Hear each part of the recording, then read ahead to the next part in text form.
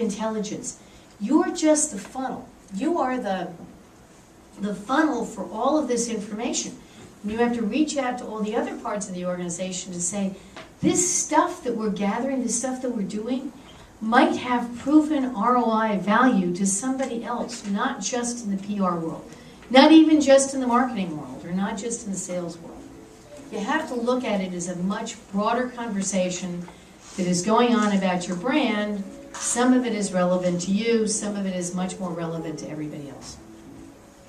How do you do this? There are 6 steps, right? And I'm going to go through each one of these individually, so don't get hung up on it. But my big point is, second to last one here is pick a tool. Measurement is a hard process to get right, and you have to go through the process before you pick a tool. Too many people decide to measure stuff simply because somebody like me is knocking on your door saying, I have this cool new measurement tool and you really need to buy it, right? If me or any of my competition comes to your doorstep and says that, kick us out, bar the doors, don't answer our phone calls until you've gone through the other 4 steps. So, first step is define the goal. What problem are you trying to solve? What value are you trying to add? And figure out what it is that you're trying to achieve. Not just, I'm trying to achieve that big hit in the Miami Herald and the New York Times. Because guess what? If your goal is that, what are you going to do for an encore? How often is the New York Times going to write about your product or your brand? How often is the Miami Herald going to cover this stuff? Unless it's a bad crisis, you don't want to be in the Miami Herald every day. Because if they're covering you every day, they're trying to discover something that's probably not what you want to discover. So you have to be realistic about these goals. And again, the issue with clients is they too frequently, how many people here are from the agency world? They think they're hiring you to get in the New York Times. That's the biggest problem we got. And the solution to that is no, we can help you develop relationships that are going to prevent you from being in the Miami Herald every day.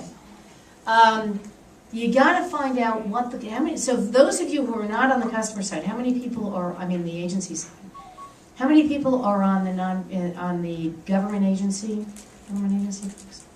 Okay, so you've got one set of stakeholders, right? The client side that is not nonprofit. How many people here are left that are an agency, nonprofit, or government? Okay, here, what do you do? Corporation. Corporation. Okay, so your customers are very different from the agency folks, from everybody else. Do you actually have direct interaction with your clients? I do. With your customers, you do? Yeah, I do. I get out there because I don't like the filters. I want to hear and try to feel what they're, and we have a variety across a bunch of different business verticals, and then we're publicly traded also. Okay, so perfect example, right? You have stakeholders, I mean you have shareholders, you have customers. You as PR people have to get past this idea that I only talk to the media, because guess what? It's not that way anymore.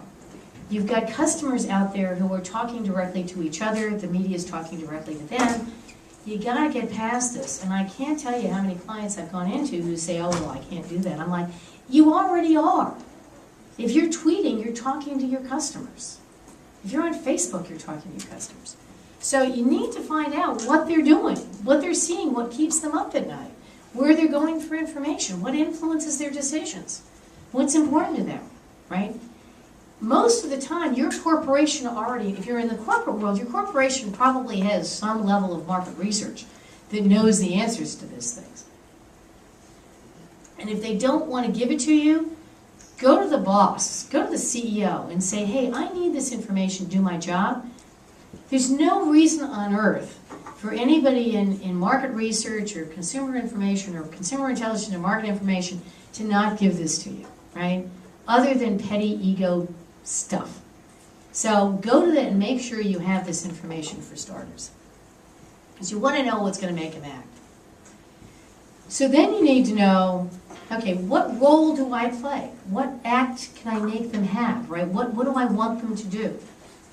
So either I want them to go to a website, I want them to buy stuff directly, I want them to go to their congressman, I want them to buy my stock. What is it that I can influence in the overall scheme of things, right? So am I trying to get them to do something relative to making a sale? Am I trying to get my mission out there? to try and get some level of civic engagement out there. How many public affairs folks?